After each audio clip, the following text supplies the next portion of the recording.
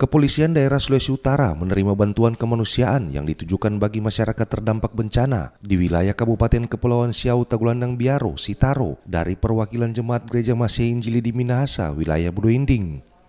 Kapolda Sulawesi Utara melalui Kabid Humas Kombes Pol Alamsyah P. Hasibuan mengapresiasi atas kepedulian masyarakat Budoinding dengan bantuan berupa puluhan karung logistik mencakup beras, minyak goreng, serta sayuran yang merupakan komoditas utama di daerah tersebut. Ini merupakan wujud dari rasa persaudaraan ya yang tertanam di Sulawesi Utara, yaitu saling membantu, saling mengingat, ataupun adanya rasa kebersamaan atau kesusahan bersama.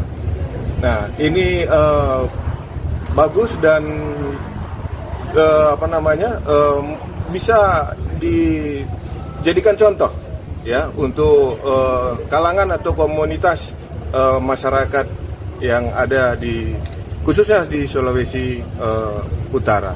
Kabid Humas berharap langkah ini dapat menjadi contoh bagi komunitas masyarakat lainnya di Sulawesi Utara untuk terus merawat semangat gotong royong dan kebersamaan dalam menghadapi musibah.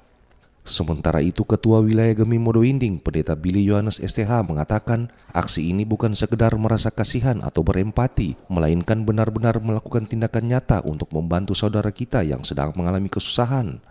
Karena itu kami mengajak kepada masyarakat, jemaat, bagaimana harus mensyukuri ya berkat yang Tuhan berikan dan kita layak untuk berempati.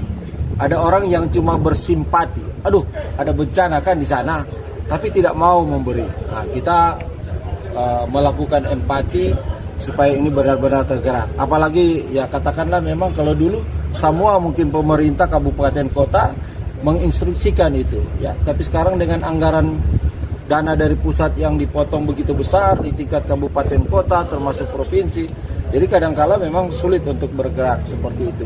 Nah, kita harus menciptakan suasana-suasana ini supaya ya setiap kali terjadi bencana ada spontanitas masyarakat dan jemaat untuk melakukan hal-hal yang katakanlah manusiawi.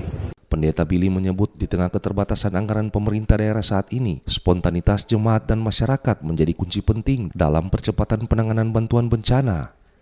Dari Manado, Calvin Wisang, RRI terus mengudara untuk Indonesia.